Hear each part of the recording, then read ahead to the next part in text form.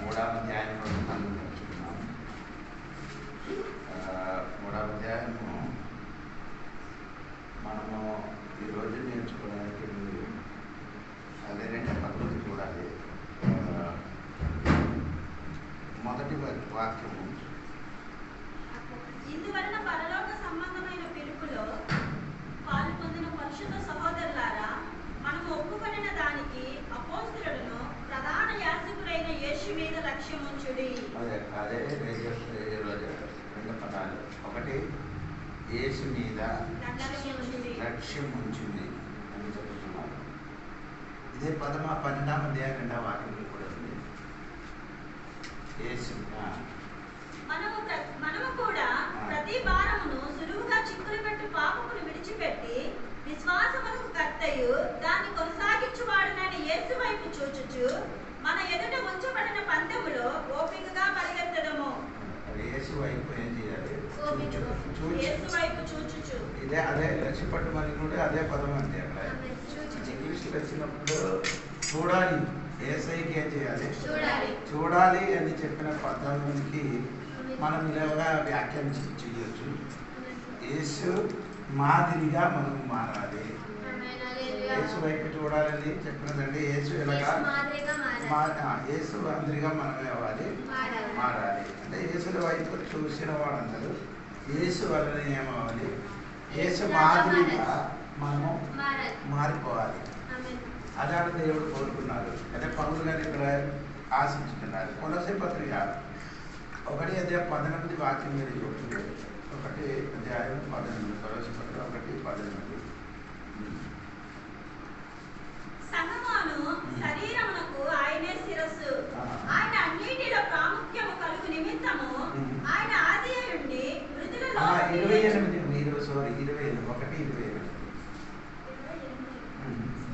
ప్రతి మనుషుని క్రీస్తునందు సంపూర్ణంగా చేసి చూడండి. ప్రతి మనిషిని ఏమవ్వాలి? క్రీస్తునందు సంపూర్ణంగా యేసు వలన మనం అందరూ ఏమవ్వాలి? మారాలి. అదే పౌలు గారి ఎవరి పత్రికలు అదే తన మనసు ఉండొచ్చు అని అనుకున్నాం. యేసు వైపు చూచుము అని చెప్పినది ఎందుకంటే యేసు వలన మనం ఏవాలి? ప్రతి మనుషును క్రీస్తునందు సంపూర్ణంగా యేసు ఎలాగా ఆగుతున్నారో అలాగే ఏమవుతారని మనం కూడా మారాలి. పౌలు కూడా ఆశిస్తున్నాడు. ఒక సందర్భంలో యేసు వైపు చూడాలని చెప్పినకి అర్థం ఇదే. యేసు మాదిరిగా మనం మారిపోవాలి. ఎఫెసీ పత్రికలు కూడా 4వ అధ్యాయం 11వ వాక్యం నుంచి ఒకటి చదివినప్పుడు పౌలు గారు చెప్పిన మాట కూడా మీరు ఆలోచించండి. మనం అందరం విశ్వాస విషయములోను దేవుని కుమారుని గురించిన జ్ఞాన విషయములోను ఏకత్వము పొంది సంపూర్ణ పురుషులకు అనగా క్రీస్తుకు కలిగిన సంపూర్ణతకు సమానమైన సంపూర్ణత కలుగు వారమగు వరకు ఆయన ఇలాగ నియమించెను. క్రీస్తుకు కలిగిన సంపూర్ణ మనుష్యుడు యేసు ఒక సంపూర్ణ మనుష్యుడుగా ఈ లోకంలోకి వచ్చాడు. అలాగా ఆయన వచ్చి 3.5 సంవత్సరము అంటే 33.5 సంవత్సరము ఈ లోకంలో జీవించి సంపూర్ణంగా మనుషుడు, సంపూర్ణ దేవుడు. రెండు కూడా ఆయనకి ఉన్నాం. సంపూర్ణంగా మనుషుడు, సంపూర్ణ దేవుడు. అదెందుకనగా చెప్పారు? సంపూర్ణ మనుషుడు అంటే ఆయనకి ఆకలి వచ్చారు, ఆయన పడుకున్నారు, ఆయన ప్రయాణం చేశారు, ఆయనకి దాహం వచ్చింది. ఇదన్నీ ఆ మనుష్యత్వములున్న స్వభావ గుణములు. అప్పుడు అదే విధంగా యేసు దేవుడిగా ఉన్నాం. అందుకని యేసు ఏం చేశారు? ఆ మనిషినిగా ఉండిన అదే ఆయనలో దేవత్వం ఉన్న కాబట్టి ఆయన ఏం చేశారు? కరటాలకి చూసి గతించినప్పుడు అదేమైంది? ఆగిపోయింది. మనిషిని చనిపోయిన మనిషి లాజరే బయటికి రమ్ము అని చెప్పినప్పుడు అది ఎలాగ పిలిచారంటే దైవత్వములు సంపూర్ణ దేవుడిగా ఉన్నది. ఇప్పుడు మీరు ఈ రాత్రి తెలిసిపోవాలంటే మనం కూడా యేసు వలన మారిపోవాలి, యేసు మాదిరిగా. అదే వాక్యము దానికి సంబంధించిన వాక్యం రోమపత్రిక 8 అధ్యాయం 29 చదివినప్పుడు కూడా ఎందుకనగా తన కుమారుడు అనేక సహోదరులలో జ్యేష్ఠుడగునట్లు దేవుడు ఎవరిని ముందుగా ఎరుగునో వారు తన కుమారులతో సారూప్యము గలవారగుటకు వారిని ముందుగా నియమించెను. మరియు ఎవరిని ముందుగా నియమించెనో వారిని పిలిచెను, ఎవరిని పిలిచెనో వారిని నీతిమంతులుగా తీర్చెను, ఎవరిని నీతిమంతులుగా తీర్చెనో వారికి మహిమపరిచెను. అప్పుడు మీరు 29 వచనములు రాయబడినది సరిగా చూడండి. ఏంటది అక్కడ రాయబడిన మాట ఏమంటే ఎందుకనగా తన కుమారుడు అనేక సహోదరులలో జ్యేష్ఠుడగునట్లు దేవుడు ఎవరిని ముందుగా ఎరిగెనో వారు తన కుమారులతో సారూప్యము గలవారు. తన కుమారులతో నియమాలి, అదే రూపములకు మారాలి. వారని చెప్పి యేసుక్రీస్తులోకి మనము అదే మాదిరి మనం మారాలని ఆశగా కలిగి ఉన్నారు పౌలు గారు. అదే పౌలు గారు చెప్పిన మాటకి వెళ్ళి దేవునికి స్తోత్రం. ఇప్పుడు మనకి నేర్చుకున్న విషయం ఏమనగా మొదటి యేసు వలన మనము మారాలి. ఒకరోజు వలన మనం ఏమవ్వదు, యేసు వలన మనం ఏమవ్వదు, మారలేదు. ఒక రోజు ఒక దినములు మనం యేసు వలన ఏమవ్వదు, ఏ మనుషులు యేసు వలన మారిపోవద్దు. అది మారాలంటే దినములు బట్టి మనం అవుతున్నారు. మార్పు వచ్చిన యేసు వలన మనము ఆయన వచ్చినప్పుడు మనం యేసు వలన సంపూర్ణంగా మారిపోతున్నారని దేవుడు వాక్యం. యోహాను సువార్త 1వ యోహాను పత్రిక 3వ అధ్యాయము 2వ వాక్యములు రాయబడింది. అదే 2వ వాక్యములు చెప్పిన మాట అదే. ఇప్పుడు మనము దేవుని పిల్లలమై ఉన్నాము, మనం ఇంకా ఏమవుతామో అది ఇంకా ప్రత్యక్షపరచబడలేదు గాని ఆయన ప్రత్యక్షమైన ఆయన ఉన్నట్లుగానే ఆయనను చూద్దుము కనుక ఆయనను పోలి ఉందమని ఎరుగుదుము. ఆయన పోలిగా మాదిరిగా మనం మారిపోతున్నాం. ఒక దేవుడు సంఘబిడ్డలు చూడమని చెప్పిన మాటకి అర్థము యేసు యేసు మాదిరిగా మారాలని 3 విషయాలు. ఒకటి యేసయ్య లైఫ్, ఒకటి యేసయ్య జీవితం. 2 యేసయ్య బోధ. 3 యేసయ్య పరిచర్య. యేసు మాదిరిగా మారాలంటే 3 విషయాలు మెయిన్. ఒకటి యేసయ్య జీవితం. అయినా 33.5 సంవత్సరములు లోకములు జీవించినప్పుడు ఆయన ఎలాగా జీవించారో ఆ మాదిరిగా మనం జీవించాలి. ఇప్పుడు దేవుడు కోరిక, దేవుడు ఆశ ఏమంటే సంఘం కూడా ఆయన మాదిరిగా మారాలని. మనం ఆయన జీవితం ఎలాగుందో ఆ లైఫ్ మనలోనికి రావాలి. ఆయన జీవిత చర్య మీకు చూడొచ్చు. ఆకలి ఉండినప్పుడు, దాహం ఉండినప్పుడు కూడా, తర్వాత ఆడికి తిట్టినప్పుడు, ఆయన కొట్టినప్పుడు కూడా ఆ జీవితంలో ఎప్పుడు కూడా యేసు తిట్టిన వాడికి తిరిగి ఏం చేయలేదు, తిట్టలేదు. కొట్టిన వాడికి తిరిగి ఏం చేయలేదు. అంటే యేసు చేశారు, మౌనంగా నిలబడేది. అదే మౌనంగా నిలబడేది. ఆ స్వభావం, ఆ మాదిరి, ఆ లైఫ్ మనలోనికి రావాలి. అదే క్రీస్తు జీవితము. క్రీస్తు లైఫ్లోనికి సంఘ బిడ్డలు మారిపోవాలని ఆయన మాదిరిగా మారండి. ఆయన దాన్ని బట్టి మనకు ఒక మాదిరి ఆయన నుంచి వెళ్ళిపోయాడు. అదే మాదిరిగా ఇలాగా చెప్పడం కాదు, ఆ జీవితంలో ఆయన ఏం చేశారు చూపించి రాను కదా. 2 పీతరు 1 పీతరు 2వ అధ్యాయము 21 వాక్యం చూడండి. క్రీస్తు కూడా మీ కొరకు బాధపడి మీరు తన అడుగు జాడలు యందు నడుచుకున్నట్లు మీకు మాదిరి ఉంచిపోయాను అని ఆయన జీవించి ఇలా వెళ్ళిపోయారు. యేసు జీవితము మాదిరి చూపిస్తే వెళ్ళిపోయారు. ఇప్పుడు ఉన్న వేరే దేవతలాగా మాదిరి ఏం చూపించి వెళ్ళిపోలేదు. కానీ యేసు మాత్రము 33 సంవత్సరము ఈ లోకంలో జీవించి చూపించేసుకున్నాడు. ఏది చూపారు అంటే ఆ కాలంలో ఉన్న సిద్ధార్థాన్ని చెప్పించి ఇంటికి పనివాడే యజమానుడు కాలు కడుగాలి. కానీ యేసు ఏం చేశారు? ఆ మాదిరి చూపించారు, మీరు ఇలాగా ఫాలో చేయమని. లోకంలో ఉన్న పెద్ద పెద్ద వ్యక్తులందరూ ఆడు కాలు కడగాలి.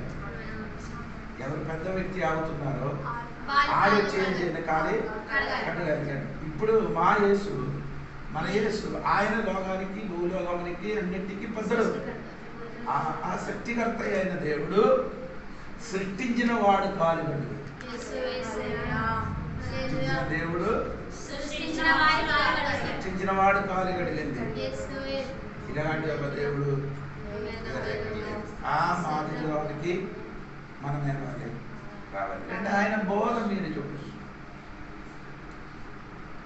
ఆయన బోధ, ఆయన బోధించినప్పుడు ఏంటంటే శత్రువులకి ఏం చేయమని చెప్పారు.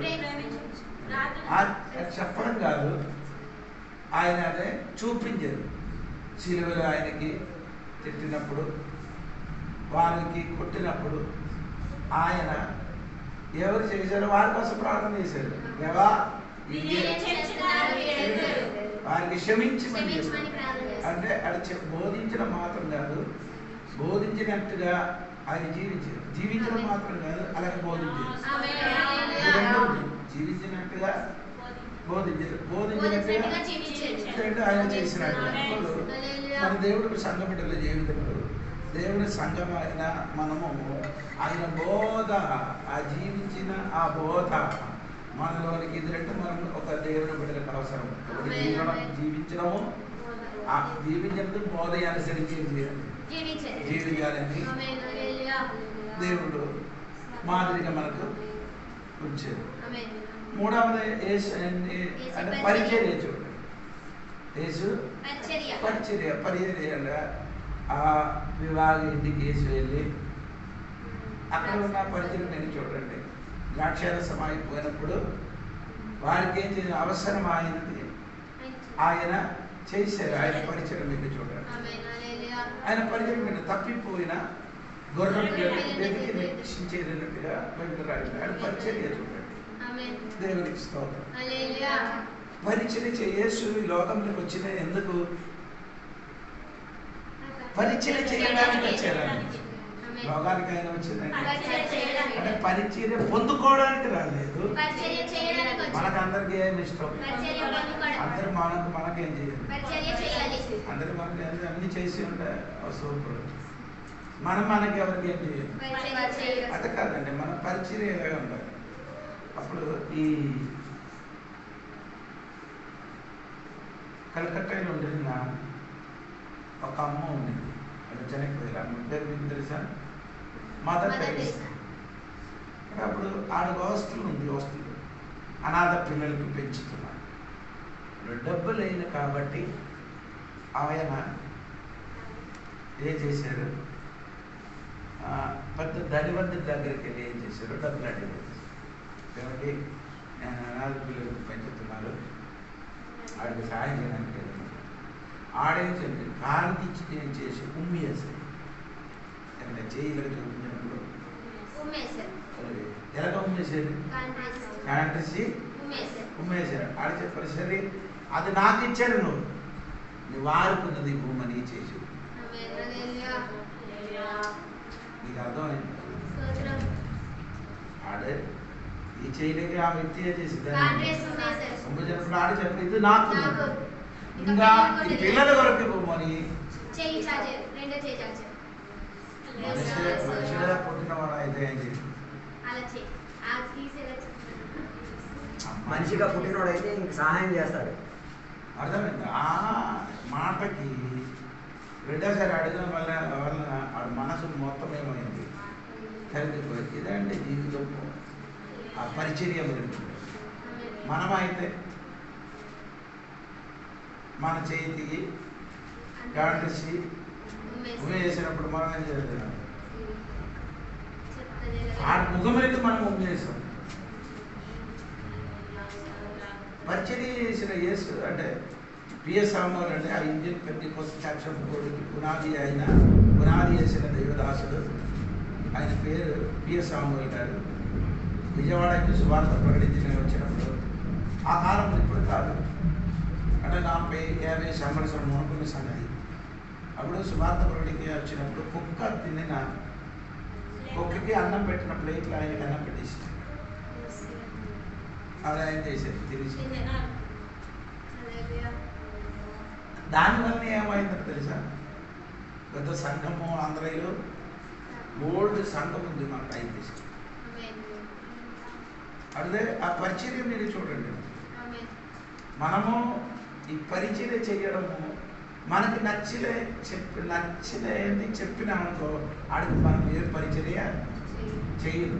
ఇప్పుడు నేనే దాన్ని తిట్టాను అనుకో, అమ్మ కొంచెం నీళ్ళు ఇచ్చాము, నీళ్ళు పోతాం. వింటే వింటారు కానీ నేను వినకుండా నీళ్ళు పోతాను. అది చేయరు. ఎందుకంటే అంటే నీ ఆ పరిచర్య తెలియదు. యేసు అరట కాదు.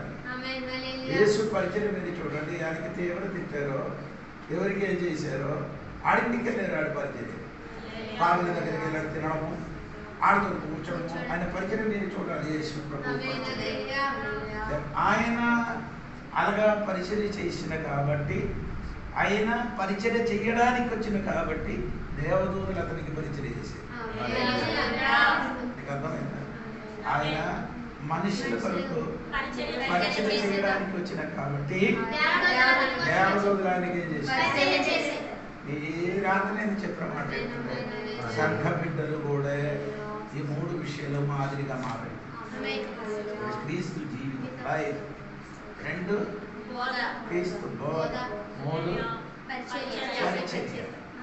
ఆ పరిచర్యలోకి మనము దిగడానికి ప్రయత్నించి ఈ మాదిరి మనలోనికి రావడానికి ప్రయత్నించండి. దేవునికి స్తోత్రం. ఇంకేంటంటే మీరు తెలిసిన యేసయ్యలో ఆయన తండ్రి పరిచర్య చేయదు. తండ్రి ఆయనకు పంపించాడు పరిచర్య చేయడానికి. యోహాను సువార్త చూడండి 8వ అధ్యాయము 28వ వాక్యం, 42వ వాక్యం చూడండి.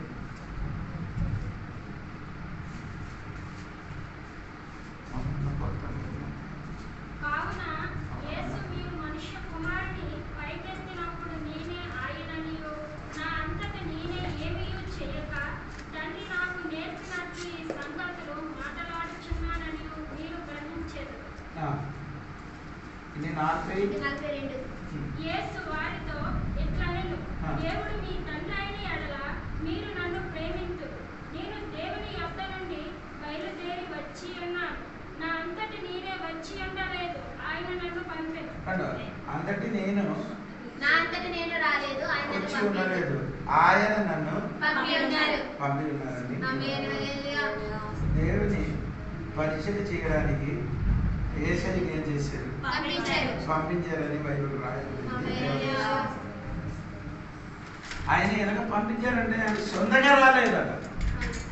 అవునా? నేనంతటా నేనేం చేయలేదు, నన్నేం చేసేది. అది మనం ఈ ఎబ్రీ పత్రిక 3వ అధ్యాయంలో అపోస్తలుని పదానికి తిరిగి చాలా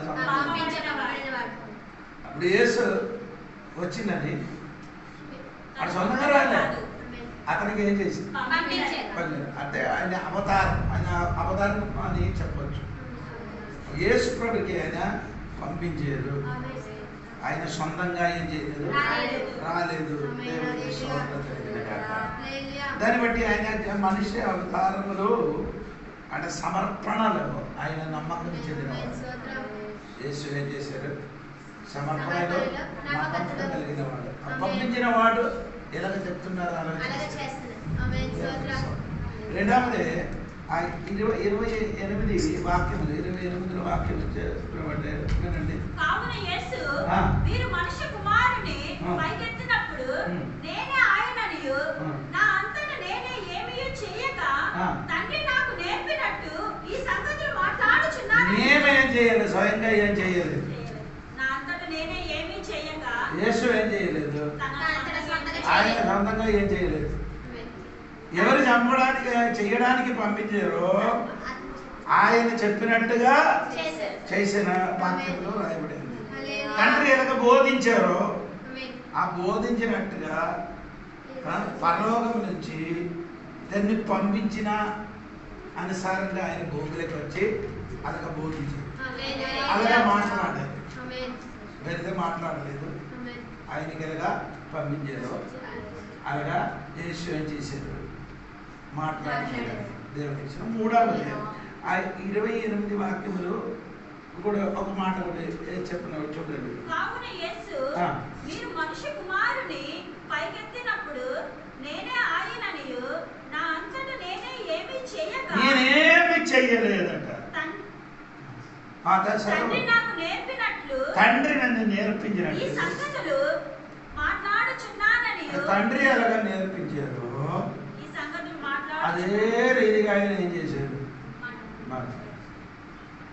ఇప్పుడు మీరు అర్థం అవుతున్న విషయం ఏమంటే యేసు మాదిరిగా మనం మారండి. మనం ఈ భూమి మీద మనం రక్షణ పొందినప్పుడు, మారమనిషి పొందినప్పుడు మన చిత్తం కాదు, ఎవరి చిత్తం, దేవుడి చిత్తం చేయడానికి మనం ఏం చేయాలి, ప్రయత్నం చేయాలి. మనసు ఇప్పుడు మారమనిషి పొందినప్పుడు మనం యేసయ్యకి రక్షకుడు అంగీకరించిన ఆ దినం నుండి మన చిత్తం కాదు, దేవుడి చిత్తం చేయడానికి ప్రయత్నించాలి. ఇప్పుడు అందరికీ ఇష్టపడి తనకి ఒక చిత్తం ఉంది, అది చేయాలి. నా ఇష్టం అని చెప్పుకున్నాను. ఇప్పుడు మనకేం లేదు, ఇష్టం లేదు. కానీ దేవుడుగా ఉండి ఈ భూమికి వచ్చినప్పుడు ఆయనకి సొంత ఇష్టం లేదా, ఉంది కదా. ఆ ఉండినప్పుడు ఏం చేసేది, ఆయన ఆ తోటలో ప్రార్థన చేయనప్పుడు మీరు చూడండి, తండ్రి ఈ గిన్నె తొలగిపోయిందని చెప్పినప్పుడు అటు వెంటనే చెప్పారు, నా చిత్తం కాదు, నీ ఇష్టం నా జీవితంలో. అంటే ఆయన చూడండి, అప్పుడు దేవునికి ఆయనకి ఇష్టం వద్దు, నా ఇష్టం ఆడ విడిచిపెట్టి దేవుడి ఇష్టం, తండ్రి ఇష్టం చేయడానికి ప్రయత్నించినాడు. తండ్రిని చూడాలని తండ్రి చిత్తం చేయాలి నా ఆశయ. అంటే తండ్రి చిత్తం చేయాలని మన ఆశ ఉండాలి. దేవుడి సంఘములు ఏం చేయాలి, దేవుని చిత్తము చేయాలి. అన్ని ఆకాశములు భూములన్నీ దేవుడి చిత్తం జరుగుతుంది. ఆకాశములు భూములన్నీ దేవుడి చిత్తమే చేశారు. కానీ మన జీవితంలో ఏం చేయను, మన మనుషులు మాత్రం దేవుడి చిత్తం జరగలేదు. పశువును చూడండి, కాకి చెప్పారు కదా ఆహారం ఇచ్చమని, వేరే చెప్పాడు, ఆ చిత్తం కాకి ఏం చేసింది, నెరవేర్చాడు.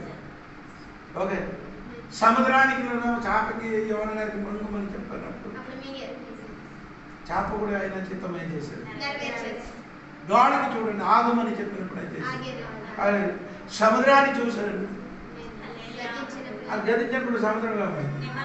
కానీ మనుష్యులను మాత్రం దేవుడి చిత్తము జరగలేదు. నేను చెప్పిన మాట, మన జీవితంలో యేసు తన చిత్తం చేయకుండా తండ్రి చిత్తం చేసినట్టుగా మనం కూడా తండ్రి చిత్తము చేయడానికి ప్రయత్నించాలి. చాలా మంది తండ్రి చిత్తం చేయడానికి బాగా చేయలేదు, ప్రయత్నించాలి. దాన్ని బట్టి ఏమవుతున్నారు, దేవుని పని భూమిలో ఇప్పుడు మనం అదే నేర్చుకున్నాను. ఇక నేర్చుకోవడానికి విషయం దగ్గర అగ్రిపత్ర 3వ అధ్యాయం అక్కడ నుండి మనం చూస్తాను. 2వ వాక్యం 5వ వాక్యం చదవాలి. దేవుని ఇల్లంతటిలో మోషే నమ్మకముగా ఉండినట్లు ఈయన కూడా తాను నియమించిన వానికి నమ్మకముగా ఉండెను. ముందు చెప్పబో సంగతులు సరేనమ్మా, మనకు దొరికింది 2 మాట అక్కడ ఉంది చూడగా చూసారా. దేవుని ఇల్లంతటిలో దేవుని అదేంటి, అది దేవుని ఇల్లంతటి అని చెప్పి మనము ఈ బైబిల్ స్టడీ అయినా కాబట్టి నేను అడుగుతున్నాను. ఆదివారం అయితే వాక్యం చెప్పినప్పుడు అలాగా అడుగుతారు, చెప్పుకునేది నీ పదము మనం నేర్చుకుని వెళ్తే బాగుంటుంది. ఇది మనము దేవుని ఇల్లు అంటే మోసం ఏం చేస్తున్నారు, దేవుని ఇల్లు అని చెప్పినది అదేమంటే గుడారం కాదు. దేవుని ఇల్లు అని చెప్పినది అంటే ప్రత్యక్ష గుడారము కాదు, ఇశ్రాయేల్ అయిన కుటుంబం. మీకు అర్థమవుతుంది ఎవరి కుటుంబం? యేసు ప్రభువు దేవుడు ఇశ్రాయేలీలో ఉన్న వాడికి అందరికీ ఏం చేశారు? గొర్రె పిల్ల రక్తం వలన వారికి అందరికీ విమోచన కలిగింది.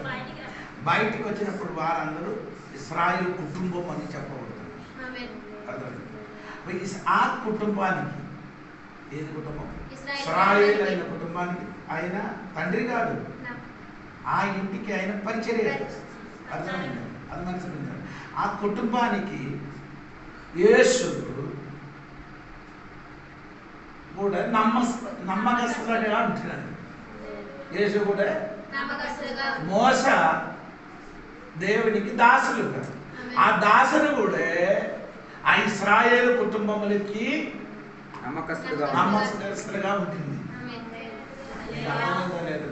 ఆ కుటుంబంలో ఉన్న ఇశ్రాయేలు ఉన్న వాళ్ళందరూ 10 సార్లు ఇశ్రాయేలు దేవునికి ఏం చేశారు? సన్నిధి ఆడే దేవుడు సన్నిధిగా మామలే నమ్మకస్తులుగా మాట్లాడారు. ఆడికి ఏం చేశాడు? మోసకి విరోధంగా మాట్లాడాడు. ఇవన్నీ ఈ 10 సార్లు సన్నిధిలో ఆడిన 10 విషయం ఉందని నేను యూదా పత్రిక మీకు నేర్పించారు. అప్పుడు మీకు ఎంతమందిలో తెలియదు నాకు. అది కరోనా టైంలో బైబిల్ స్టడీ అయింది ఇప్పుడు ఆన్లైన్లో.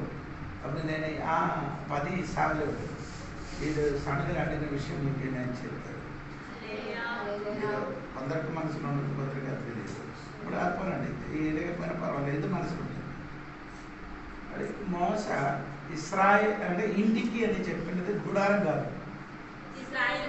ఇశ్రాయేలు కుటుంబానికి నమ్మకస్తులుగా ఉండినట్టుగా దేవుడు వాక్యంలో రాయబడింది. అప్పుడు నేను చెప్పుకొని వచ్చినది దేవుని బిడ్డలారా, ఆ మోస తన ఇంటికి, ఇశ్రాయేలు ఇంటికి నమ్మకస్తులుగా ఉంటాడు. ఆయన ఎవరండి? దాసుడుగా ఉన్నాడు. దాసుడు అంటే ఆయన గ్రీకు భాషలో ఏమంటే డూలోస్ అని చెప్తున్నారు. డూలోస్ అని పదానికి అర్థం దాసుడు. దాసుడు అంటే దాసుడు. ఈ దాసునికి ఏం లేదు, ఏ ఇచ్చలేదు, స్వేచ్ఛలేదు. ఎవరు యజమానుడు ఏం పలుకుతున్నారో ఇప్పుడు యజమాని రాత్రి 12కి వెళ్ళిపోయి లేచి వెళ్ళిపోరా, ఎక్కడికి వెళ్ళిపోయి పార్వతుడు వెళ్ళరంట, పార్వతికి వెళ్ళాలి. ఎందుకని అన్నటువంటి నాకు నిద్ర ఉంది కదా. నీకు అంకల్ చెప్తారు, నేను చెప్తానంటే రాత్రి 12కి ఏమో ప్రార్థనకి రమ్మని చెప్తాను. మీరేం చెప్తుంది? దేవుని మీద నమ్మకం లేనట్టు మాట్లాడతారు. నేను చెప్తాను, నీకు బుర్ర ఉందా? రాత్రి 12కి నిద్ర వద్దుగా, నిద్ర పడకొచ్చు కదా. అప్పుడు ఆయన అర్థం నీ దాసుడు కాదు. దాసుడు అయితే నీ తిరిగి ఏం చేయడు, మాట్లాడు. దాసుడు ఏమవుతున్నానంటే అలాగే అంటే ఇదన్నీ మీకు తెలియాలంటే నిర్గమకాండ 20 అధ్యాయం మొదటి నుండి కిందకి 21 అధ్యాయం మొదటి కిందకి చదవండి. మొదటి పడతాడు వన్నట్టు నీవు వారికి నియమింపవలసిన న్యాయవిధి లేవనగా, నీవు హెబ్రీయుడైన దాసుడివి కొనిన యెడల వాడు 6 సంవత్సరములు దాసుడై ఉండి 7వ సంవత్సరమున ఏమీ ఇయ్యకే నిన్ను విడిచి స్వతంత్రుడగును. వాడు ఒంటిగా వచ్చిన యెడల ఒంటిగానే వెళ్ళవచ్చును. వానికి భార్య ఉండిన యెడల వాని భార్య వానితో కూడా వెళ్ళవచ్చును. వాని యజమానుడు వానికి భార్య ఇచ్చిన తరువాత ఆమె వాని వలన కుమార్తెలనైనను కనిన యెడల ఆ భార్యయు ఆమె పిల్లలను ఆమె యజమాని సొత్తగుదురు కాని వాడు ఒంటిగానే పోవలెను. అయితే ఆ దాసుడు, నేను నా యజమానుని, నా భార్యను, నా పిల్లలను ప్రేమించుచున్నాను, నేను వారిని విడిచి స్వతంత్రుడనై పోనెళ్ళనని నిజముగా చెప్పిన యెడల వాని యజమానుడు దేవుని యొద్దకు వారిని తీసుకొని రావలెను. మరియు వాని యజమానుడు తలుపునొద్దకైనను వారి బంధమునొద్దకైనను వాని తోడుకొని పోయి వాని చెవును కుదురుతో గుచ్చవలెను. చెవి కుదురుతో ఎక్కడ? కుదురుగా తలుపునొద్దనైనను తలుపు దగ్గర అయితే ఏం చేయాలి? కుదురుతో గుచ్చాలి. వచ్చినప్పుడు ఆయన అర్థం అంటే జీవితాంతం నేను యజమానునికి యజమానుడి మీద ప్రేమ, భార్య మీద ప్రేమ, పిల్లల మీద ఉన్న ప్రేమ. నీకు అర్థమైంది? 3 మీద ఉన్న ప్రేమ అప్పుడు యజమానుడి మీద ఉన్న ప్రేమ, భార్య మీద ఉన్న ప్రేమ, పిల్లల మీద ఉన్న ప్రేమ. ఇప్పుడు నేను చెప్పుకొని వచ్చిన ఆ దాసుడు అదే చేస్తున్నారు. ఆడికి ఏమేం లేదు. 7 సంవత్సరం పనిచేసి 7 సంవత్సరం తర్వాత ఆడు వెళ్ళిపోవాలి. ఒకవేళ ఆడు వెళ్ళినా నేను కనుక్కో ఆడికి ఇలాగా చేయాలి.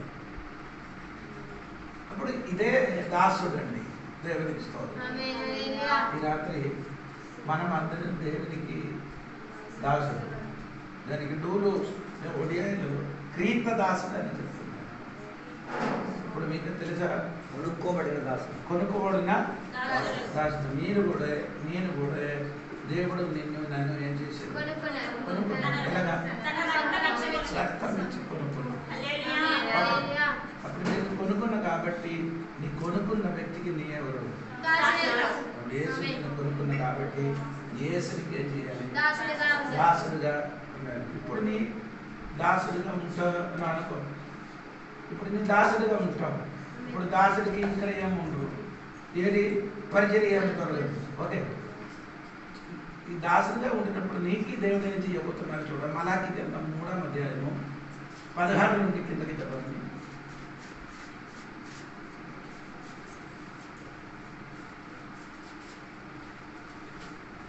అప్పుడు యెహోవా యందు భయభక్తులు గలవారు ఒకరితో ఒకరు మాట్లాడుకొనుచుండగా యెహోవా చెవియొగ్గి ఆలకించెను.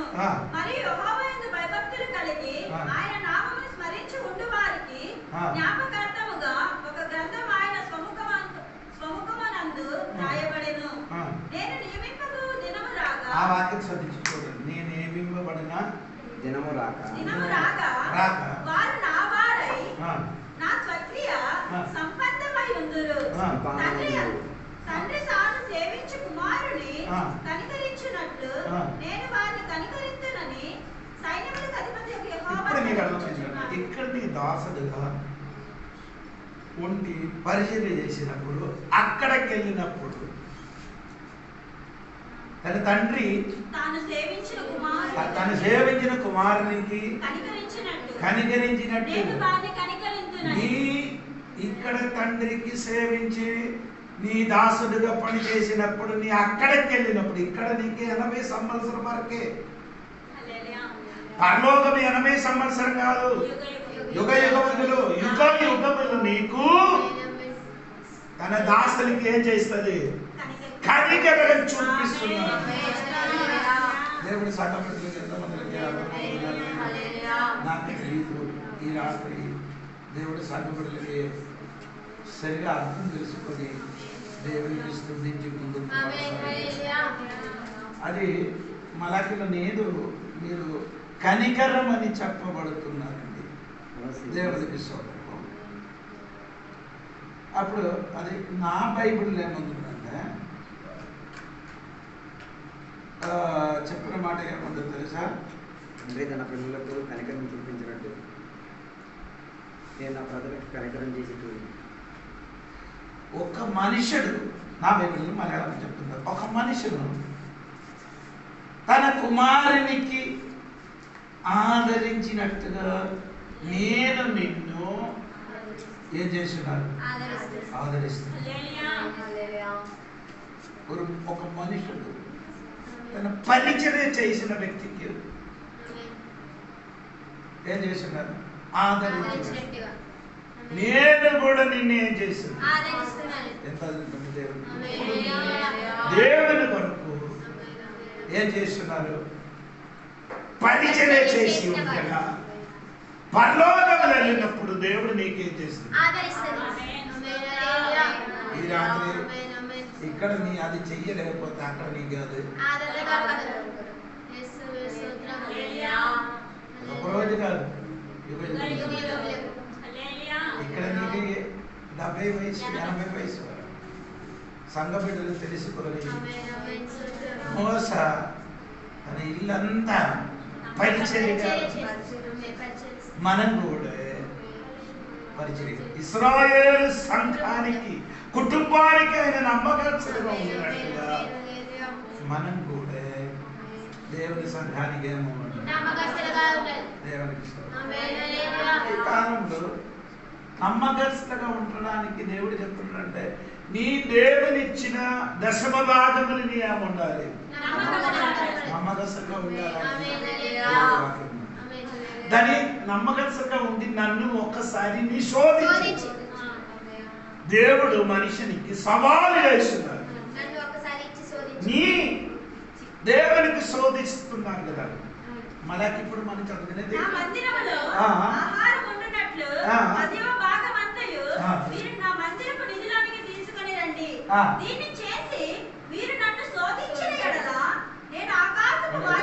నన్ను నీ ఏం చేయాలి,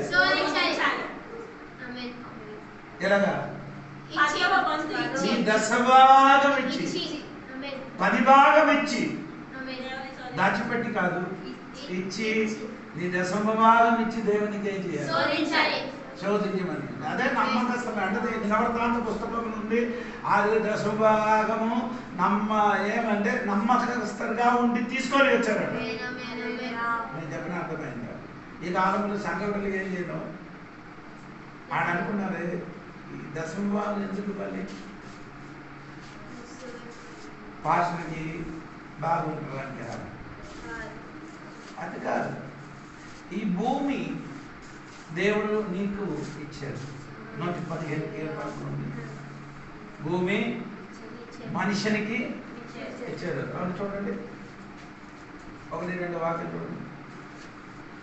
3వ వాక్యం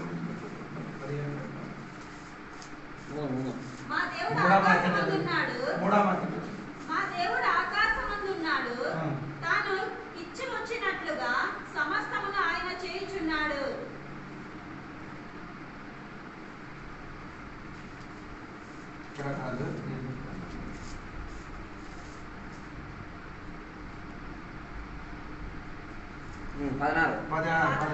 ఆకాశము యెహోవా వశము, భూమిని ఆయన నరునికి ఇచ్చి ఉన్నాడు. భూమి దేవుడు నీకు ఇచ్చి ఉన్నాడు. భూమి అధికారి ఎవరు? భూమి దేవుడు. నీకున్న పొలములకి స్థలానికి ఇల్లుకి అధికారి ఎవరు? నీ కాదు, గవర్నమెంటే. ఈ కాలంలో అంటే నీ గవర్నమెంట్ ఆయన కాబట్టి నీ ట్యాక్స్ శిస్తు కట్టుతున్నారు. ఎందుకు కట్టుతున్నారు? నీ భూమి నీ కట్టారు, నీ చేశారు, నీ ఎందుకు శిస్తు కట్టరు? ఆయన అర్థం నీ భూమి నీది కాదని. నేను చెప్పనంటే ఈ భూమిలో నీ సొంత ఇల్లు కట్టి నీ సొంత పొలం కొని దానికి నీ గవర్నమెంట్ శిస్తు కట్టినప్పుడు నీ తిరిగి అడగలే. అలాగే అయితే దేవుడు దాన్ని నీకు ఇచ్చినప్పుడు నీ దేవుడిని తిరిగి ఏం చేయాలి? శిస్తు కట్టాలి. అది ట్యాక్స్. ఇదేమంటే దశమ భాగం అని చెప్తున్నారు. 100 రూపాయలు నీకు దొరికితే 90 నీకు తీసుకో. 10 రూపాయలకి ఎవరికి ఇవ్వాలి? మనం ఏం చేసాం? అది కూడా మనం తింటున్నాం. ఏది ఆ 10 రూపాయలు కూడా మనం తింటున్నాం. దాన్ని బట్టి సంఘ కుటుంబములు ఏమవలేదు, దీపింపబడతాయి. ఇప్పుడు వీరి నాకు అడుగుతున్నా, అయ్యారు మీకు దొరికినది నాకు దొరికినది ఈ రోజు కూడా అప్పు తీసుకొని నేను కొందరికి డబ్బులు ఇస్తాను. అది పేరు చెప్పడానికి నాకు దొరికినది నీకు దొరికినది కాక అప్పు చేసి వారికి నేను ఏం చేశాను? ఇస్తున్నాను. అది ప్రతి నెల. అది మీకు చెప్పడానికి అక్కర్లేదు, ఎవరికైనా నేను చెప్పడం. అది ఎందుకు నేనే చేశానంటే ఆ డబ్బులన్నీ నేనే ఉంచుతున్నాను అనుకో. ఇప్పుడు నేనంటే 18 నా మారిపోతాను. ఇప్పుడు వరకు నా అకౌంట్లో ఉన్నది 11,000. అది ఈ రోజు 3,000 పంపించిన కాబట్టి ఇది ఉంటుంటాను కదా. నేను నెంబర్ కావాలంటే కొద్ది మా వాళ్ళు నేను చూపిస్తాను. అప్పుడు దేవుడు సంఘపడలకు ఏమని చేయాలి? నీ కూడా దేవుని ఇంటికి ఏమవ్వాలి? నమ్మకస్తులుగా. మోస దేవుని ఇంటికి ఏమైంది? ఆ కుటుంబానికి ఇశ్రాయేలు కుటుంబంలో వచ్చిన దశమ భాగం మొత్తం ఎవరి దగ్గరికి వచ్చిన? మోస దగ్గరికి వచ్చింది. బంగారం వచ్చింది, వెండి వచ్చింది, తర్వాత తోలు వచ్చింది, తర్వాత ఏముందంటే నూలు అంటే తాడు అదన్నీ వచ్చాడు. ఇదన్నీ వచ్చినప్పుడు కూడా నమ్మకస్తులు. ఆ కాలం అదన్నీ వచ్చింది, ఈ కాలం నీకు అన్నీ వస్తున్నారు, నీ ఇంటికి కుటుంబానికి అన్నీ వస్తుంది. మన సంఘంలో కొందరు ఉన్నారండి, నేను ఒకరోజు భయపడాను. మీరు ఊపించిన కంటే కాணிకల బాక్స్లో అంత డబ్బులు అప్పుడు చేస్తారు. అది ఒకసారి కదా, 2 సార్లు చేస్తారు. ఈ సంఘంలో ఉన్న దానికంటే ధనవంతుడు ఉన్నప్పుడు వీడు ధనవంతుడు కాదు, ఆడ వచ్చిన చూసినట్టు ఏముండలేదు. కానీ దేవుడు అది ఎదిగి ఉందన్నమాట. అర్థమవుతుంది. దేవుడు చెప్పరు, నీ ఎడం చేసి కుడి చేసినది అది తెలియకుండా, అంటే ఆడ తనని మా చేతికి ఇవ్వచ్చు కదా, అని ఇవ్వకుండా ఆడైతేనే ఎక్కడ పట్టేది, ఎవరికి తెలియకుండా ఇక్కడ పట్టేది మాట. ఆ 2 కాసు వేసిన అమ్మ వారందరూ ఎక్కువ డబ్బులు ఇచ్చినప్పుడు ఏటి లేని అమ్మ వేసినది దేవుడు. నేను చెప్పిన అంటే నీ కూడా దేవుని ఇంటికి, దేవుని ఇల్లు అంటే దేవుడి సంఘం అంటే, దేవుడి సంఘం అంటే మన ఇల్లు. ఈ కుటుంబంలో ఉన్న నువ్వు నమ్మకస్తులుగా మారండి. ఇచ్చు పుచ్చు విషయములేమో అని మారడానికి సంఘపడి కాబట్టి ఎన్ని పరిచయం బాగా జరుగుతున్నారు. ఒక్కొక్క సంఘంలో ఇప్పుడు ఈ కొత్తపేటకి వెళ్ళండి, కొత్తపేట పెద్ద సంఘం ఒక్క రూపు కూడా ఏది ఆ సంవత్సరం ఇవ్వలేదు, మొత్తం గట్టిన ఏమంటారు సార్ సంఘ బిడ్డలే. ఇప్పుడు కూడా కొంచెం కొంచెం డబ్బు వచ్చిన కొంచెం కొంచెం డబ్బుతో ఏం చేశారు, కడుతూనే ఉన్నారు. అది ఎందుకు అలగ చేశారంటే ఆడ నమ్మకం, ఆడు ఉన్న గుంపులోనే ఆడేమవుతున్నారు. మనం ఉన్న గుంపులు మనం కూడా నమ్మకస్తులు మారడానికి దేవునికి స్తోత్రం. మోస దేవుని ఇల్లు అంతా ఏమైంది, ఆ నమ్మకస్తులు అయిన దగ్గరికి 3 విషయాలు ఉన్నాయి. ఒకటి సంఖ్యాకాండ 12వ అధ్యాయం చూడండి, 3వ అధ్యాయం. యెహోవా మాట వినెను, మోషే భూమి మీద ఉన్న వారందరిలో మిక్కిలి సాత్వికుడు. ఎవరు చెప్పారు? దేవుడు సాక్షి చెప్తున్నారు. ఆడ నమ్మకస్తులు మాత్రం కాదు, దేవుని ఇల్లంతా సాత్వికుడు అని చెప్పినట్టు.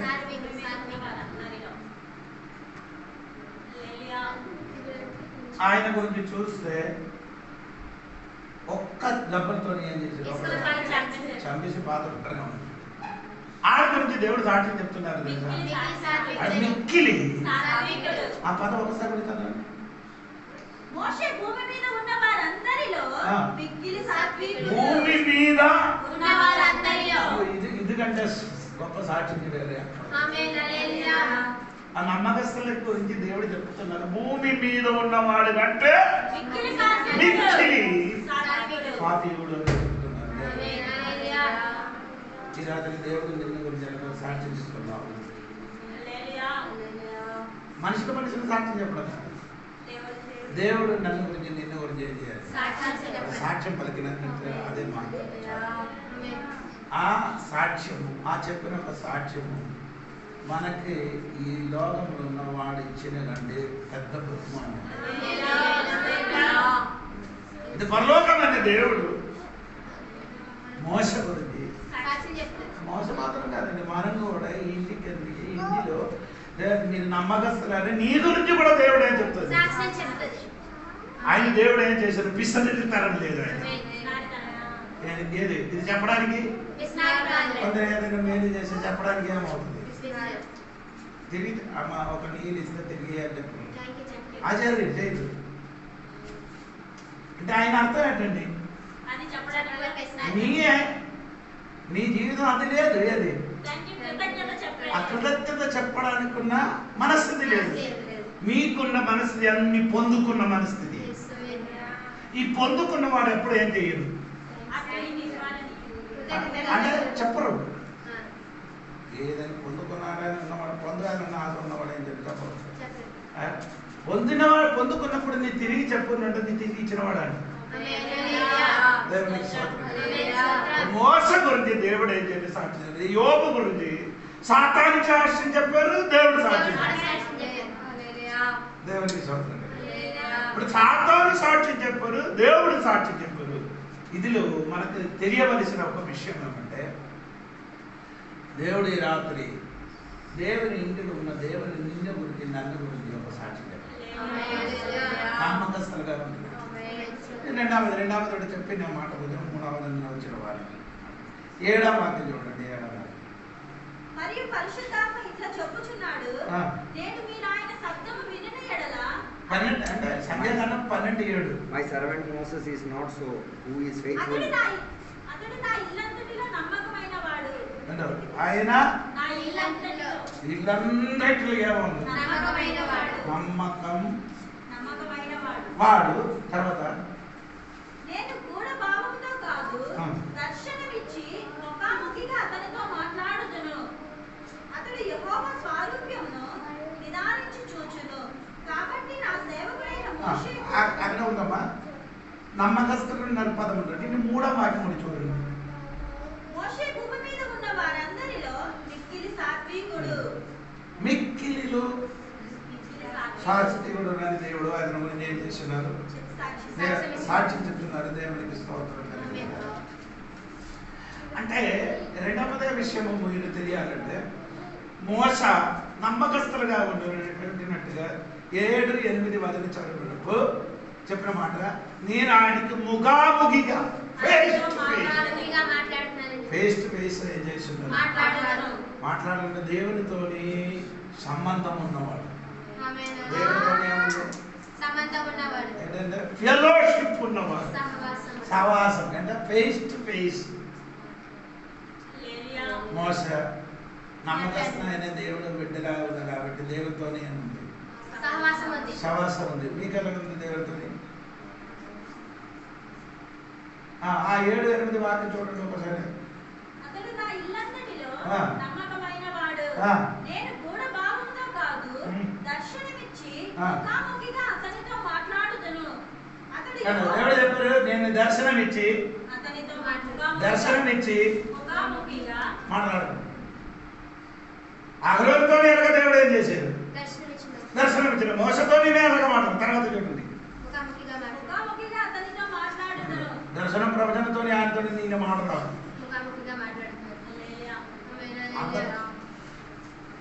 పెద్ద ఫెలోషిప్ దేవుడితో. మీరు కూడా దేవుడితో ఎలాగంటే సహవాసం. దేవుడు మనుషులతో ఏం చేస్తున్నారు? మాట్లాడుతున్నారు. దేవుడు మనుషులతో మాట్లాడుతున్నారు. మనిషి మాట వింటారట. అవునండి. యోసేపు చూడండి 15.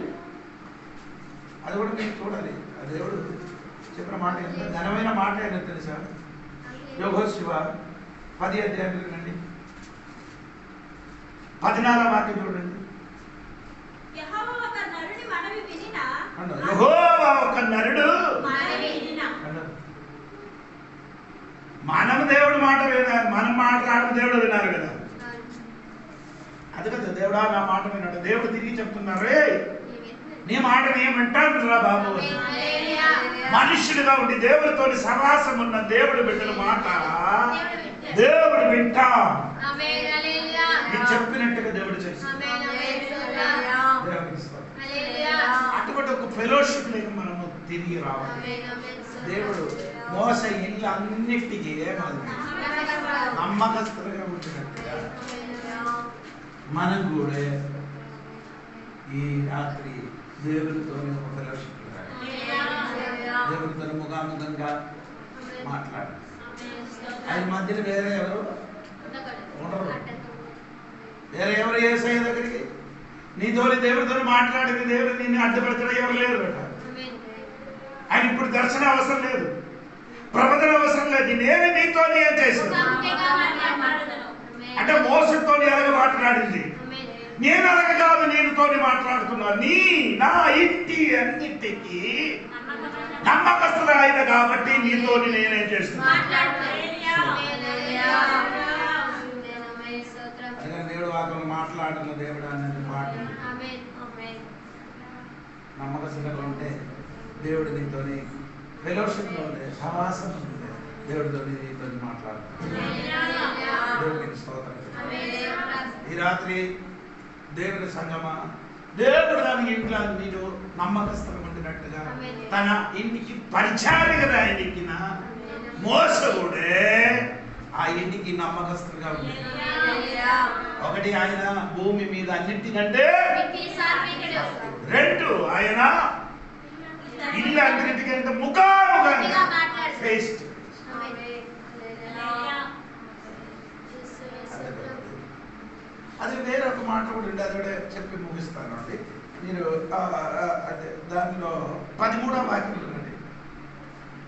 మోషే ఎలుగెత్తి, దేవా దయచేసి ఈమెను బాగు చేయమని యెహోవాకు మొరపెట్టెను. మోషే క్షమించడానికి మనసు కలిగిన క్షమించడం, ప్రేమించడం. ఎవరికి చెప్తున్నారు? దేవా ఈమెను దయచేసి ఈమెను బాగు చేయమని యెహోవాకు మొరపెట్టెను. మొరపెట్టారు. ఎవరు? మిరియాము కోసం. 12వ వాక్యం, 12వ మొదటి వచనం. తన తల్లి గర్భము నుండి పుట్టినప్పటికే సగము మాంసము క్షీణించిన శిశువు శవము వలె ఆమెను ఉండనీయకమని మోషే చెప్పగా, మోషే ఎలుగెత్తి, దేవా దయచేసి ఈమెను బాగు చెయ్యమని యెహోవాకు 12 చదవండి. సాగేనండము 12వ అధ్యాయం. మోషే కూషు దేశపు స్త్రీని పెళ్లి అది. చేసుకొని అతడు పెళ్లి చేసుకొని ఆ స్త్రీని బట్టి మిరియాము అహరోనులు అతనికి విరోధముగా మాట్లాడిరి. వారు మోషే చేత మాత్రమే యెహోవా పలికించెనా, ఆయన మా చేత పలికింపలేదా అని చెప్పుకొనగా యెహోవా ఆ మాట వినెను. నీకు ఏంటి అనిపిస్తుంది? మోషేకి విరోధంగా చాడదు. ఎవరు మాట్లాడారు? ఎవరది? అలాగే చెప్తున్నట్టు కొంచెం ఇది కరెక్ట్గా చెప్పు. ఇంటి వారు. దానికి ప్రోగులు ఎక్కడి నుంచి వచ్చారు? ఇంటి నుంచి వచ్చారు. బయటలో ఉన్నవాడు చెప్తే ప్రోగులు అంత గట్టిగా రాదు. సంగపడి లేదని చెప్తే నీకు వెంటనే బాధ కలుగుతుంది. బయటలో ఉన్నవాడు చెప్తే ఏమో అవునా? నేను చెప్పిన మాట ఏమిటంటే, ఇంటి వారికి చెప్పినప్పుడు కూడా మోస అంత బాధపడలేదు. మోస ఏం చేశారు? ఆయన ఏం చేశారు? ఆయన ఏం చేశారు? మొరపెట్టారు. మొరపెట్టారంటే అర్థం ఏడిచారు. మొరపెట్టడం అంటే ఏంటి? కన్నీరు కాసి ఎవరి కోసం? ఎవరు దాంట్లో మాట్లాడారో వారి కోసం మొరపెట్టి ప్రార్థన చేయడం. అంటే ప్రేమించిన, క్షమించిన ఒక మనసు ఉన్నాం. అదే ఎవరు? మోసే. దేవుడి ఇల్లంతా నమ్మకస్తులుగా ఉంటున్నవాడు. నేనేం అడుగుతున్నా, మీరు అలాగే చేయడానికి అవుతారా? మీకు కలగా నీ విరోధంగా చెప్పి తిరిగినవాడు, నేను నీకు ఎదురుగా అన్ని చెప్పినవాడు దగ్గరే నీకు ఆడికి ప్రేమించడానికి, ఆడి కోసం ప్రార్థన చేయడానికి మనసు వస్తుందా? మనసు రావాలి. నీ దేవుడు ఇల్లంగా నమ్మకస్తులు అలాగే చేస్తాడు. మోస దేవుడి ఇల్లందుకే ఏం చేసింది? అని చెప్పేసి ఏం చెప్పారమ్మా? 13 వాక్యం పూర్తి అవుతుంది. యెహోవా ఎలుగెత్తి, దేవా దయచేసి ఈమెను బాగు చేయమని యెహోవాకు మొరపెట్టెను. అప్పుడు యెహోవా మోషేతో, ఆమె తండ్రి ఆమె ముఖము పడును గదా, ఆమె పాలము వెలుపల 7 దినములు ప్రత్యేకముగా ఉండవలెను, తరువాత ఆమెను చేర్చుకొనవలెను. ఈ ప్రార్థన చేయను కాబట్టి 7 దినం వరకు పాలెం వెలుపున ఉండిపోయారు. తర్వాత చేర్చుకోవాలి. ఎవరి వలన? మోస ప్రార్థన చేయలేకపోతున్న జీవితంలో ఎక్కడ అక్కడ ఉండకుండా లోపలికి రావడానికి ఒక వ్యక్తి మధ్యవర్తిగా అర్థం. మీకోసం ఎవరో కన్నీరు కలిసి ప్రార్థన చేయరు కాబట్టి ఇది కూడా బయటికి వెళ్ళకుండా లోపల ఉంటుంది. అది ఎరిగి దేవునికి మహత్వపరచండి. ఈ కూడి వచ్చిన సంఘపడికి నేను చెప్తున్నాను, మోస దేవుని ఇంట్లో నమ్మకస్తులు మనం కూడా నమ్మకస్తులు మారడానికి ఈ రాత్రి దేవుడు సమర్పించారు. ఇచ్చిపుచ్చే విషయం కాదు, ఇచ్చిపుచ్చే విషయం కూడా మాత్రం కాదు. నమ్మకస్తులు ఆరాధనలు నమ్మకస్తులు ఉండాలి, ప్రార్థనలన్నీ అన్నిటికీ వాక్యం ఉండాలి. అలాగా సంఘటనలు మారిన కాక దేవుడు మిమ్మల్ని అందరూ దీవించిన కాక.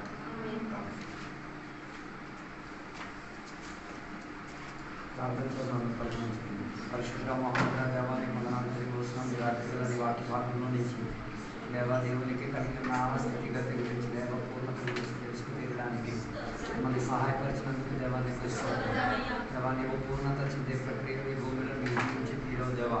సంఘములో నుంచి కూడా నువ్వు అది ఆశించి తీరేది దేవా. నీ జీవిత విధానం దేవా యేసయ్యా, నీ జీవిత విధానం కూడా అనుకూలత చెందేటట్టుగా దేవునికి మహిమపరిచే విధానంగా ఉండేది. బోధ విషయంలో కూడా నువ్వు దేవా దేవునికి నమ్మకస్తుడిగా ఉండి మరి పరిచర్య విషయంలో కూడా దేవా నీవు నమ్మకస్తుడిగా ఉండి పూర్ణ పురుషుడిగా మారి తీరావు. ఆ పూర్ణ పురుషుడిగా మారి తీరడానికే దేవా మమ్మల్ని మేము పిలిచి తీరాము. ఈ రోజుల్లో మా జీవిత స్థితిగతిని ఒకసారి మేము పరిశోధించుకు తీరుతున్నాం దేవా. జీవిత విషయంలో కొన్నిసార్లు మేము పడిపోతూ ఉన్నా, మమ్మల్ని లేవనెత్తి బలపరచండి దేవా. బోధ విషయంలో మేము పడిపోకూడదు దేవా, పరిచర్య విషయంలో మేము పడిపోకూడదు దేవా. మేము పిలువబడిన వాళ్ళని పరిశుద్ధత కొరకు నిలకడను కలిగి ఉండి తీరడానికి దేవా సహాయం దయచేయండి. మోషే గురించి బైబిల్ చెప్తున్న మాట, ఆయన దేవుని యొక్క ఇల్లంతట్లో నమ్మకస్తుడిగా సాత్వికుడిగా ఉండి సహవాసము నుండి క్షమించగలిగిన మనస్తత్వముతో దేవా అనేక లక్షల మంది ప్రజలను దేవుని యొక్క ఆరాధన ప్రణాళికలో నడిపించుకోగలిగి తీరాడు దేవా. ఆ పంక్తిలో దేవా తన పరిచర్యను చక్కగా చేసుకోగలిగి తీరాడు. దేవుడిచ్చిన బోధ లోపల తన జీవితాన్ని ఒదిగించుకోగలిగి తీరాడు. మోషేకు కలిగిన జీవిత విధానములో దేవా యేసయ్యతో సౌలభ్యత కలిగి ఉన్న ఒక వ్యక్తిత్వముగా బైబిల్ మాకు బోధించి తీరుతున్నది. ఈ రాత్రి వేళ మా జీవితాన్ని మేము ఒక్కసారి విచారణ చేసుకు తీరుతున్నాం. యేసయ్య పరిచర్యకు, యేసయ్య జీవితానికి, యేసయ్యకు కలిగిన బోధకి సౌలభ్యత మాలు లేకపోతే రాత్రి వేళ వాటిలో మార్పు కలిగి తీరుటకు దేవా సహాయపరచండి దేవా. వేషధారణ అన్నది నీకు నచ్చని దేవుడని బైబిల్ మాకు ప్రస్తావించి తీరుతున్నది. మేము కొన్ని సందర్భాలలో దేవా వేషము ధరించుకు తీరి నాటకం చేసుకు తీరి దేవుడిని మోసం చేసి, దేవుని నామాన్ని మోసం చేసి, దేవుని యొక్క పరిచర్యకి నిర్లక్ష్యత భావాన్ని ఉంచుకు తీరి రావాల్సిన తెగుళ్ళు శాపాలన్నీ మేము పూర్ణ తెచ్చుకు తీరుతున్నాం. రాత్రి వేళ వాటి గురించి మేము ఒకసారి మేము విస్తారంగా చెంది తీరి ఆలోచించుకోగలిగి తీరుతున్నాం. మిరియాముకు కలిగిన ప్రక్రియ మాలో కూడా కొన్నిసార్లు వచ్చి తీరుతున్నది. కుష్టం వచ్చిన కొందరికి అర్థం కాలేని ప్రక్రియలో ఉన్నది దేవ. కుష్టం వచ్చినప్పుడు దేవుని యొక్క దాసైన మోషే ఆమె కొరకు విజ్ఞాపన ప్రార్థన చేయడం వలన స్వస్థత జరిగి తీరినట్ల మా జీవితం కూడా అదే సాత్విక తత్వముతో దేవునికి ఇల్లంట్లో అంతట్లో నమ్మకస్తుడిగా ఉండి తీరుటకు దేవ సహాయపరచండి. రాత్రి వేళ చెప్పబడిన వాక్య భాగం నుంచి దేవానికి స్తోత్రం. వాక్యాన్ని విని దేవా మనసులో పశ్చాత్తాపడి జీవితం శుద్ధీకరణ పొందిన బిడ్డల కొరకు స్తోత్రం. వారిని దీవించండి, ఆశీర్వదించండి. ఇంత వాక్యం వినేసి కూడా జీవితంలో ఏ మార్పు లేకుండా ఎలా ఉంటే అలా జీవిస్తానని అనుకున్న బిడ్డల కొరకు ప్రార్థన చేస్తున్నాం. వారి మీద లక్ష్యం పెట్టండి దేవా. వారి జీవితం సౌభాగ్యం చెందే జీవితంగా మారాలి. వారికి మరలా అవకాశం దయచేయండి దేవా. ఏ రీతిగా నీవు ఆ తోటలో ఉన్న చెట్టుకి అవకాశం ఇచ్చి తీరావో దేవుని మాటను విని ధిక్కరించిన వారిని కూడా దేవా కృపా దయచేయమని కోరుచున్నాం దేవా. వారి మీద ఏ రీతి కలిగిన దాడులు జరగకూడదు. వారి వారి జీవితం నాశనానికి పాత్రగా మారకూడదు. వారి కుటుంబం దేవుని దగ్గర నుంచి ఉన్మూలనం పొందే ప్రక్రియలో మారకూడదు. కరుణ చూపించండి, కృప దయచేయండి దేవా. ఈ రాత్రి వేళ చెప్పబడిన వాక్యం మా జీవితంలో నూరంతలో ఫలము కాసి తీరుటకు, దాన్ని అనుసరించి సమృద్ధి కలిగే జీవితంలో పూర్ణ పురుషులైన వారిగా మారి తీరుటకు మమ్మల్ని సహాయం దయచేయండి. పరిపక్వత పొందిన జనంగా ఉండి తీరి వరుడైన యేసయ్యను కనుగొని తీరుటకు, ఈ తండ్రి చిత్తాన్ని నెరవేర్చేటకు దేవ తండ్రి ఇష్టములను అనుసరించి జీవించి తీరుటకు సహాయం దయచేయండి. దీవెనలతో నింపినందుకు దేవానికి సహాయపరిచినందుకు దేవానికి యేసు నామములో అడిగి పెడుకున్న పరమ తండ్రి. తండ్రి యొక్క కుమారక పరిశుద్ధాత్మక సహవాసం ఇప్పుడు వెళ్ళప్పుడు ఇక్కడ కూర్చున్న సద్భక్తులతో దేవాలయంలో అక్కడ వరకు తోడైందును గాక. యేసు రక్తమే జయం, యేసే వాక్యమే జయం, యేసే నామమే సంపూర్ణ విజయం కలుగును గాక. ఆమేన్. అందరికీ